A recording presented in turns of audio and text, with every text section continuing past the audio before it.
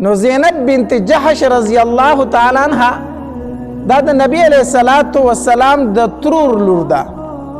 د دې نیکو او د نبی علیہ الصلوۃ والسلام نیکه یو د عبد المطلب سیبو. د دې د نبی علیہ الصلوۃ والسلام نه مخکې نکاح د زید ابن حارثه رضی الله تعالی عنہ سره شوی و او دا د نبی علیہ الصلوۃ والسلام آزاد کرده غلام او نبی علیہ السلام په زویتوب باندې نیولې و. نو چې کله نبی علیہ السلام اراده وکړه چې د زید رضی الله تعالی عنہ نکاح وکړي ځکه زوی ورته ویلی و، نو د خپل ترور لور پسې پیغام د نکاح ولیږو، وی زه تا خپل زوی زید له غواړم. نو دی انکار وکړو او د دې رور و هغه هم انکار وکړو، عبدالله ابن جحش رضی الله تعالی عنہ. وی موږ د لوی خاندان سره تعلق ساتو، موږ د قریشو د خاندان یو او زما خور به نکاح کوي نو د یو آزاد شوي غلام سره به نکاح کوي، ځکه چې عربو کې دا عادت و چې کم سړی به د غلامۍ نه آزاد شوی و نو آزادو خلکو به د هغه سره خپله رشته نه کوله، ځکه هغه ته به یې لږ سپک کتل، مړه وي دا خو هغه سړی دی چې په غلامۍ کې تیر شوی دی. نو زینب رضی الله تعالی هم دا خبره بده وګڼله، وی زه به د یو آزاد شوي غلام سره نکاح کوم او د دې چې کوم ورور و عبدالله ابن جحش رضی الله تعالی عنہ هغه مې نه زه خپله خور داسې سړي له ورکوم چې هغه غلامي تېره کړې ده، موږ دا نکاح نه کوو. الله تبارک وتعالی د آیاتونه مبارکه نازل کړو، وما كان لمؤمن ولا مؤمنة اذا قضى الله ورسوله امرا ان يكون لهم الخيرة من امرهم ومن يعص الله ورسوله فقد ضل ضلالا مبينا. یو سړي له هم دا جایز نه دي او یوې ښځې له هم دا جایز نه دي چې کله الله د الله رسول یو فیصله وکړي چې بیا د دوی اختیار د هغې نه وروستو پاتې شي. دوی له بیا اختیار نشته چې کله فیصله الله وکړه او د الله رسول وکړه، او چا چې د الله او د الله رسول نافرمانی وکړه د ډېر په ګمراهۍ ښکاره سره ګمراه شو، د ګمراه شو دا انسان. چې کله د آیتونه مبارکه زینب بنت جحش رضی الله تعالی واوریدل او عبدالله ابن جحش رضی الله تعالی د خور ورور د آیتونه واوریدل چې پوه شو چې دا آیتونه خو زمونږ متعلق الله نازل کړو چې وما كان لمؤمن نه دی جایز یو مؤمن سړي لره، نو د مؤمن سړي نه عبدالله ابن جحش رضی الله تعالی مراد دی، ولا مؤمنة او نه مؤمن ښځې له جایز دی چې د الله او د الله د رسول خلاف وکړي. د مؤمنة نه مراد زینب بنت جحش رضی الله تعالی عنها چې دا خو الله مونږ ته وفرمایلو چې الله او د الله رسول یو فیصله کړي نو تاسو له اختیار نشته دی. چې څنګه دا آیتونه واورېدل که نه بس وي مونږ د نکاح ته تیار یو، مونږ ته دغه رشته منظور ده. او صحابه کرامو که نه آمنا وسلمنا، بس چې ایمان مونږ راوړو بیا چې الله او د الله رسول څه وفرمایل بس په هغې باندې لبیک و. دا نه وه چې زه به داسې کوم او داسې کومه. د عمر رضی الله تعالی متعلق راځي وی کو هغه به ډېر زیات غوسه او ډېر زیات غوسه او په یوه خبره باندې به ډېر زیات کلک ولاړو، خو چې د دې خبرې نه به خبر شو چې عمر ته خو دا وایي خو د الله کلام دا وایي، عمر ته خو دا وایي خو حدیث مبارک کې داسې راځي. و عمر رضی الله تعالی بالکل بیا خاموشه ولاړو. د قرآن او د حدیث متعلق د هغې نه مخکې تلل بیا عمر خبره نه ده کړې، دا د هغه شان و چې هر څومره به په یو خبره کلک ولاړو، هر څومره به غوسه و، خو چې دا به ورته وویلی شو چې د الله حکم دا دی عمره، د الله د پیغمبر حکم دا دی عمره، ته دا وایي والله د الله رسول دا وایي، بس عمر به بیا خپله خبره پرېښې وه، بیا به خاموش و بس. دا د صحابه کرامو عادت و عادت ښه. نن زمانه کې هم داسې دي که نه، ته به یو سړي پسې لاړ شي یاره روغه وکړه، قرآن دا وایي حدیث دا وایي، یاره مولوي صاحب ټیک شو شریعت په دا وایي خو پښتونولي هم ده که نه، پښتو هم ده که نه، ښه پوهوایي وایي او قرآن خو دا وایي شریعت خو دا وایي خو پښتو څه وایي. هغه پښتو د سره پښتو نه ده چې د قرآن او د حدیث مخالف وي، پښتو هغه پښتو ده چې د قرآن او د حدیث موافق وي. موافق صحابه کرامو به چې دا واورېدل چې الله او د الله رسول دا ویلي بس مخکې بله خبره بیا د هغې نه وه، بس چې الله او د الله رسول دا ویلي بس مونږ تیار یو. نن چې مونږ په څومره په ګمراهۍ کې اخته یو صرف د دې خبرې د وجې نه اخته یو چې مونږ وایو ټیک د مولوي صاحب شریعت به دا وایي خو لکه زما خبره دا ده که نه، نو زه به دا خپله خبره کوم که نه. نو زینب رضی الله تعالی او چې د هغې رور دا خبره واورېده که نه دا خبره واورېده چې د الله او د الله د رسول دا حکم دی چې د زید رضی الله تعالی سره د دا نکاح وکړي بس هغې موږ تیار یو موږ ته دا نکاح منظور ده نکاح وشوله خو په نکاح کې جوړ بیا رانغی د ښځې او د خاوند جوړ نه راتو د هغې وجه دا وه چې زینب رضی الله تعالی د قریشو د خاندان نه وه د نبي علیه السلام د ترور لور وه او زید ابن ثابت رضی الله تعالی هغه آزاد شوی غلام و نو د زینب رضی الله تعالی په ځان اوچت حسابه د دې وجې نه سړي له پکار دی چې کله دې ښځه کوي که نه نو د ځان نه دې په کوس خاندان کې وکړي په پورته خاندان کې دې نه کوي ښه ښځه چې کوي د ځان نه په کوس خاندان کې وکړه په پورته خاندان کې مه کوه ځکه چې د ځان نه دې په پورته خاندان کې وکړه خو په دویمه خبره به درته پیغور کوي که نه چې ته یوه خبره کوي هغه به درته بله کوي او چې ته لږه خبره کوي ستا په کور کې څه دی زما د پلار کور له ورشه تو ستا کره خو زه تباه و برباده شومه سړیه بس پیغور به درته پاره خبره باندې کوي نو چې نکاح کوي د ځان نه په کوس خاندان کې کوه په بر خاندان کې مه کوه که نه بیا به درته وایي چې ستا کره ما چېرته ښه ورځ ونه لیده چې راغلي در کری ما راشه زما د پلار کره د پلار کری د ډوډۍ درک نه لګي خو ښځه وایي خو د کلي نواب دی خاوند ته وایي ټیک شو که نه د ښځو خو دا عادت دی خو د پلار کور یې هر څومره خو خاوند ته وایي ته مړه شه چې ور زما د پلار کور له تو د هغوی خو لنګر چلیږي ټیک ده که نه نو سړي له پکار دی چې عام طور پر دې ښځه کوي د ځان نه په کوس خاندان کې وکړي نو د زینب رضی الله تعالی خاندان اوچت و نو هغې به د زید رضی الله تعالی سره جوړښت نه راتو ځکه وایي زه قریشي یم او ته خو یو آزاد شوی غلام یې نو د یو بل سره جوړ نه راتو نو دا زید رضی الله تعالی به بار بار په نبي علیه صلات وسلام پسې راتو وایي د الله پاکه پیغمبره ستا هغه د ترور لور نه د زینبو زه یې نشم ساتلی زه یې پرېږدمه زه یې نشم ساتلی زه یې پرېږدمه نبي علیه صلات وسلام به ورته ووي نه زید ګورې دا کار ونه کړي دا کار ونه کړي د نبي علیه السلام سره زیات فکر زه کوو چې دا نکاح نبي علیه السلام کړې وه زینب رضی الله تعالی دا نکاح نبی علیہ السلام کړی وه وی یو خو دا نکاح ما وکړه چې اوس ورله زید طلاق هم ورکړي نو ما نه خو به خپل خاندان هم ډېر زیات خفه شي نو نبی علیہ الصلوۃ والسلام به ورته وفرمیل زیده داسې مه کوه بار بار به یې منع کوه یو ورځ زید رضی الله تعالی راغی وی د الله پاکه پیغمبره ما زینب ته طلاق ورکړو ما زینب ته طلاق ورکړو ستا هغه د ترور لور ما پرېښودله زه یې نشم ساتلی نوره دا خبره چې او پکار هم دا ده چې کله د ښځې او د خاوند په منځ کې جوړ نه وي که نه نو بیا شریعت دا لاره راستولې ده چې طلاق دې وکړی شي طلاق دې وکړی شي طلاق الله راستولی دی له دی ځکه چې کله د ښځې او د خاوند جوړ برابر وي بس بیا مزې مزې دي د دغې کور نه بل ښایسته کور بیا نشته دی چې د ښځې طبیعت د سړي سره ولګېده او د سړي طبیعت د ښځې سره ولګېده دغه کور په دنیا کې بیا جنت دی ولې کو په دې کور کې وچه ډوډۍ وي خو دا د ښځې ته د هر څه نه خوږه ده دا ډوډۍ چې کله خاوند د مینې وي او زړه یې ورسره لګېدلی وي او چې کله ښځه د مینې وي نو دا سړی کو بار زری زری شي که نه خو چې مازدیګر د ده چوټي شي دی به دې کور ته ډېر په خندا او په خوشحالۍ را روان وي په خوشحالۍ به را روان وي او چې کور ته راورسي او د خپلې بیبي سره کښېني بس د ده ستړې ختمې نو چې کله د ښځې او د خاوند د یو بل سره طبیعت ولګېدو دا په دنیا کې لوی نعمت دی او دغه کور بیا د جنت یوه نمونه ده په دنیا کې خو چې کله د ښځې او د خاوند د یو بل سره طبیعت ونه لګېدو دغه کور بیا په جهنم کې یو د جهنم د قسمونو نه یو قسم دی په دنیا کې دا کور بیا دوزخ دی ځکه چې د ښځې بیا خاوند بدي شي او د خاوند ښځه بدي شي او د یو بل نه خلاصون کېږي نه نو بیا دغه کور ډېر د سختو کور دی او ډېر د مصیبتونو کور دی نو بیا د شریعت مسله دا ده چې د ښځې او د خاوند د یو بل سره جوړ نه راتو کو د ښځې ورسره زړه نه لګېد ګناه ښځې ته وه نو دا د خاوند نه خلع والي چې کله خلع اخلي دا ښځه به د خاوند ته خپل مهر پرېږدي کور یې پسې لیکلی دی جایداد یې پسې لیکلی دی مهر دی دا هر شی به دا خاوند ته پرېږدي وایي دا هر څه درته پاتې خو بس ستا سره مې زړه نه غواړي نو ماله طلاق راکړه دې ته په شریعت کې بیا خلع ویلی شي او کو ګناه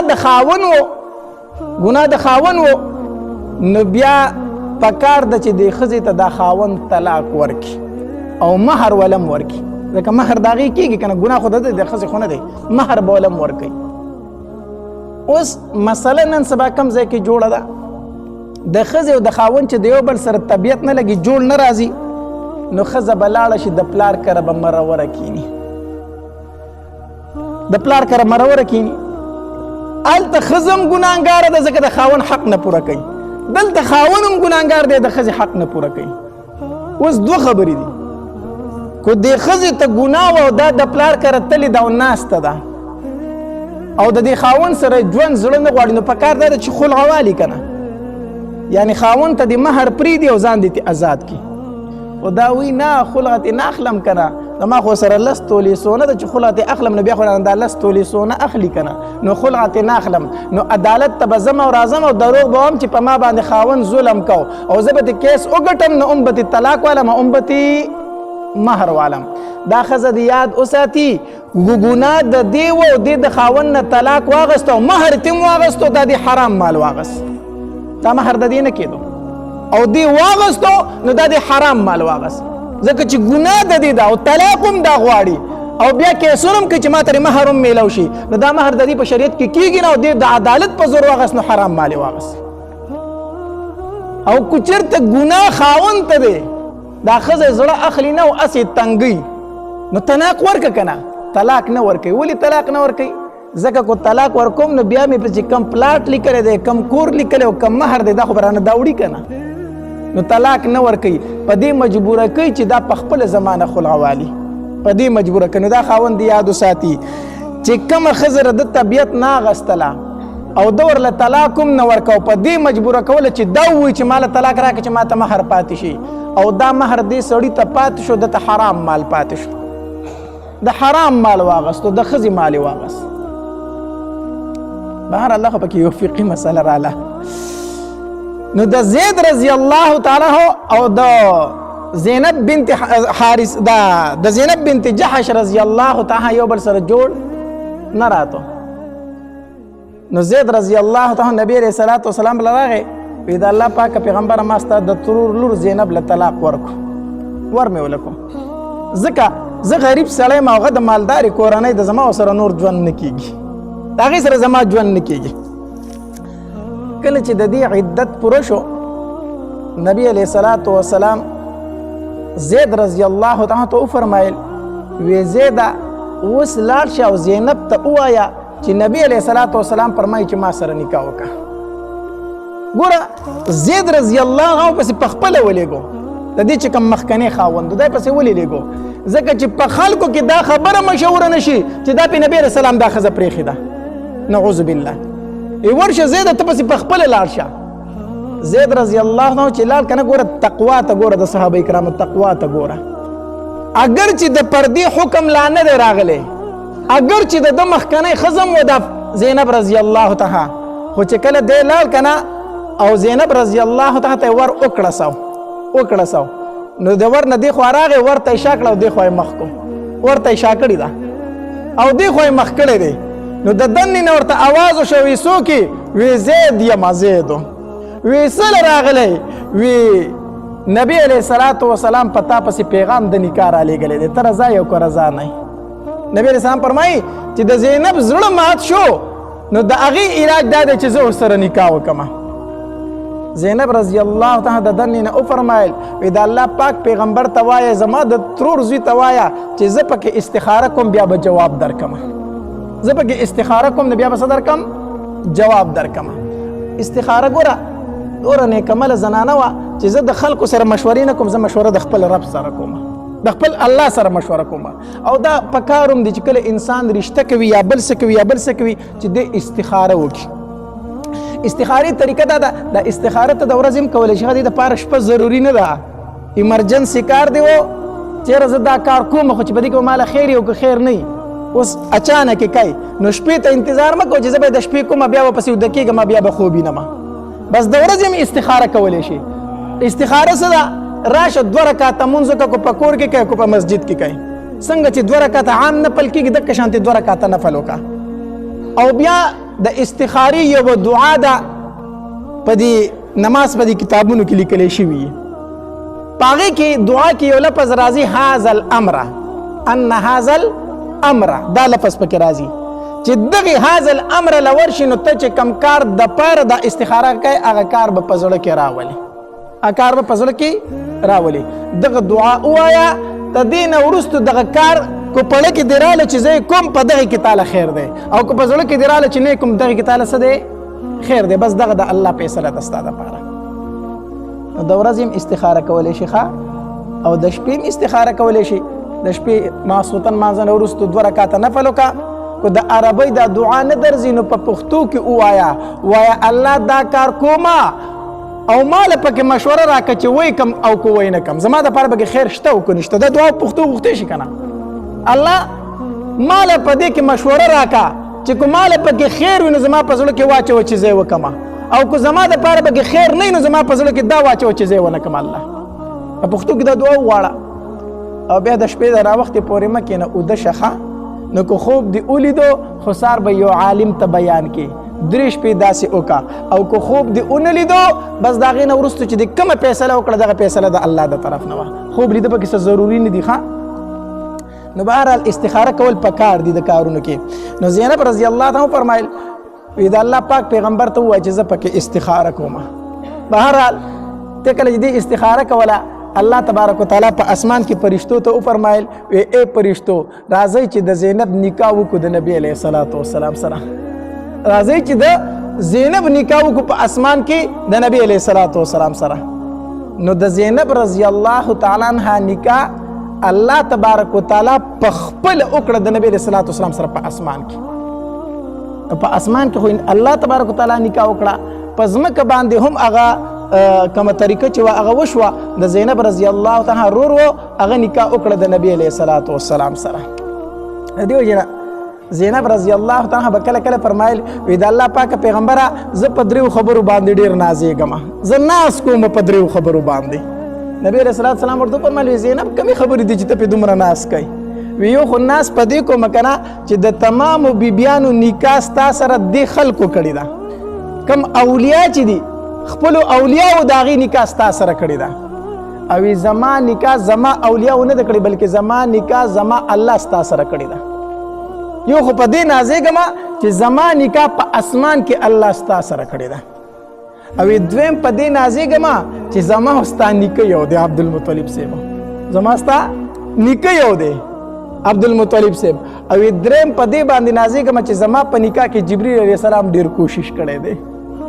جبرئیل علیه السلام په ډیر کوشش کړی دی وی په دې 3 خبرو باندې زه ډیر ناز کوم بهرحال دلته د نبی علیه الصلاة والسلام نکاح وشو د زینب رضی الله تعالی سره کله چې نکاح وشوله او منافقینو خبره مشهوره کړه وی نبی علیه السلام د خپل د زوی د ښځې سره نکاح وکړه د انګور سره نکاح وکړه ځکه جاهلیت کې دا خبره مشهوره وه چې چاته به د زوی وي نو هغه به داسې زوی حسابېده لکه څنګه چې د سړي خپل زوی وي نو بیا به د هغه ښځه په ده باندې حرامه حسابېدله نو زید رضی الله عنه خو د نبي اسلام خپل زوی خو نه و که نه صرف زوی ورته ویلی و نو منافقینو خبره مشهوره کړه نبی علیه السلام د خپل انګور سره نکاح وکړه الله تبارک وتعالی آیتونه مبارکه نازل کړو چې ما کان محمد ابا احد من رجالکم ولکن رسول الله وخاتم النبیین نبی علیه الصلاة والسلام په سړو کې د هیچا پلار نه دی دا پلارو یعنی زید رضی الله عنه ته د زوی نه دی چې دا انګور ده نو په زینب رضی الله تعالی سره الله د دغه رسم خاتمه وکړه کو دا آیتونه نوې نازل شوی نو اوس پم داسې وکنه چې چا به یو سړي ته وي چې ته مې زوی نو بیا به هغه داسې زوی حسابېده لکه څنګه چې خپل زوی وي نو الله په دغه رسم ختم کو چې ګوره دا خپل زوی په شانتې نه دی ته د ښځه د دې سړي انګورو نه ده نن سبا ته یو سړي ته وي چې هلکه ته مې زوی یې نو بیا دغه ښځه ستا انګور کېږي نه بعضې خلک داسې کوي که نه وایي دا د نکاح رور دی دا څه شی دی نو د نکاح ضرور مزي بیا آزاد زی د ناوې سره په کمره کې ناستي دا پکې د کم طرف راغلی دی د نکاح رور نشته دی ښه پردي خلک نه رونه کېږي وایي دا مې د نکاح رور دی نو بس بیا به په کمرې ته آزاد ورځي دا پکې نشته دی او دا مې خور ده مونږ خو ټول مسلمانان د یو بل خویندې رونه یو بیا خو پکې پردې تاړو ضرورت نشته دی نه چې چاته په خوله باندې خور وي رور وي دا په حقیقت کې خور او رور کېږي نه. نو منافقینو خبره مشهور وکړه وی نبی اسلام د خپل انګور سره نکاح وکړه. الله تبارک وتعالی د آیتونو مبارکه سکړه نازل کړو. بیا نبی علیه الصلاۃ والسلام د زینب رضی الله تعالی خواله ورغه او ولیمه وکړه. ولیمه نبی اسلام د یوی بیبي ولیمه د سینه د کړي څنګه چې د زینب رضی الله تعالی ولیمه وکړه. یو چیرې وغه علال کو صحابه کرام ته ویل وی راشه ډوډۍ وخوري. صحابه کرام لاړو او ډوډۍ وخوړله. چې کله صحابه کرام ډوډۍ وخوړله نو ټول صحابه کرام بار ته ووتل. درې تنه داسې وو چې هغې د نبي علیه السلام په دې کور کې کېناسته خبرې شروع کړي. په دغه ټایم کې لا د پردې حکم نه و راغلی. پردې حکم نه و راغلی نو هغې کېناستل په خپل منځ کې خبرې شروع کړي. د یو بل سره گپ شپ لګاو. نبی علیه الصلاۃ والسلام لږ ووتو بار ته چېرې کېدی شي زه راځم نو دوی به پاسېدلي خو چې نبی علیه الصلاۃ والسلام واپس راغی دوی له هغه شانتې ناستو خبرې کولې. د یو بل سره په ګپ شپ کې مصروف وو. هغه خبره په نبی علیه السلام باندې لږه بوج شوله. الله تبارک وتعالی آیتونه مبارکه نازل کړو چې کله تاسو دعوت درکړی شي کنه او دعوت خو وخوړو بیا ځئ خورېږئ خبرو دپاره مه کښېنئ. د خبرو دپاره بیا مه کښېنئ. اوس هم دا مسله ده ښه چا درله دعوت درکړو د ډوډۍ نو تا ته وي چې لکه غرمې ډوډۍ له به ته راشي نو داسې مه کوه چې نه خو بجو له پسې لاړ شي. صحیح ده که نه؟ هغې به تیاري کوي ته به ورته په دیره کې په کور کې ناست نو ستا سره هغې څه وکړي چې کوم ټایم یې درته د ډوډۍ ښودلی دی نو ډوډۍ ټایم له به ځې ښه او چې کله دې ډوډۍ وخوړله که نه نو بیا داسې مه کوه چې بالغ ځان ته رانږدې کړې او ډوډۍ وایو کیسې شروع کړې. صحیح ده ډوډۍ دې وخوړله بس دعا کوه پاسه وایه مونږ لاړو. دا طریقه ده ښه طریقه دا ده چې د ډوډۍ دعوت درکړه شو ټایم له ځه. زمونږ خلکو څه طریقه مشوره کړې ده چې لاړ شي او ډوډۍ وخوري بس وایه لکه زه ځمه. نو مونږ خلک وایي مړه داسې هوټل خو نه ده چې ودې خوړه ځي نو خو ډوډۍ له دې راوستې ومه که نه څه ناستې له خو دې نه هم راوستې تا ما ته ډوډۍ له به راشي نو رالم ډوډۍ مې وخوړه څه شي ته کښېنمه. صحیح ده که نه څه شي ته کښېنم څه چل دی ډوډۍ دې وخوړه بس زه ځه الله دوی به هم فارغ شي ته به هم په خپلو کارونو پسې ځې. دا د شریعت طریقه ده ښه خو دا خو مونږ وزګار خېل یو که نه په مخ د ځمکه زمونږ کار بل نشته دی نو چې ډوډۍ دعوت راکړې نو په لسو بجو پسې به لاړ شو او چې ډوډۍ وخورو بیا بالښتونه رزدي کړو نو د مازدیګره پورې غرمې ډوډۍ له به تلې مازدیګر نو کار دې نشته نو ناست پته نه چې کار دی نو بیا به ته نه وې ناستو. نو د شریعت طریقه دا ده چې بیا پاسه ځه. نو الله تبارک وتعالی آیتونه مبارکه نازل کړو چې کله دعوت درکړی شي دعوت ټایم له ځئ ډوډۍ خو خوړه بیا خبرو ته مه کښېنئ پاسې ځئ خورېږئ. الله آیتونه نازل کړو او د پردې حکم راغی چې د نبی علیه الصلاۃ والسلام د بیبیانو نه د نن نه بعد څه شی غواړئ د پردې نه اخوا به غواړئ. الله تبارک وتعالی د پردې آیتونه نازل کړو. به هر حال دا د زینب رضی الله تعالی سره د نبی علیه الصلاۃ والسلام نکاح وشوه او دا زینب رضی الله تعالی ډېره نیک عمله زنانه وه ډېره نیک عمله زنانه وه. حدیث مبارک کې راځي دا سخي ډېره وه. عایشه بي فرمایي یو ځل نبی علیه الصلاۃ والسلام وفرمایل وی تاسو کې به د ټولو نه لومبې زما خواله هغه ښځه راځي چې د چا لاسونه اوږدوي. نبي اسلام دا موږ ته په ژوند باندې فرمایلي وو چې په ټولو لومبې کې به زما سره اخرت ته هغه تنه تاسو کې ماله راځي چې د چا لاسونه اوږدوي. وی چې کله نبي علیه السلام وفات شو که نه نو موږ چې بیبیانې به کېناستو نو د یو بل سره خو به لاسونه میچ کول چې د کمې بیبي لاس اوږد دی دا به لومبی مړه کېږي. موږ به د یو بل سره لاسونه میچ کول. وی په نبی علیه الصلاۃ والسلام پسې د ټول نه لومبې چې وفات شو هغه زینب رضی الله تعالی وی مونږ بیا وروسته پوه شو چې د نبی علیه السلام مقصد څه و مونږ کوم مقصد اخیستی و. د نبی علیه السلام مطلب دا و چې د کومه بیبي پکې سخي ډېری لاس اوږده مانه چې سخا پکې ډېروي او مونږ ظاهري لاسونه د یو بل سره ناف کول. وی په مونږ ټولو کې سخي چې ونه هغه زینب رضی الله تعالی وه. یو ورځ ولا عمر رضی الله تعالی 12,000 اشرفۍ راولېږلي. وی زینب ته وایي چې دا ستا خرچه ده د کور خرچه ده. وی دا زما ده وی او وی دا خو ډېره زیاته ده کپړه یې پې وغوړوله داسې خپله یوه خادمه یوه نوکره هغې ته وي دې کپړې نه لاندې لاس منډه و چې څوک غریبانان راځي پیسې ورکوه. 12,000 دینار او 13,000 دیناره د سرو زرو پیسې وي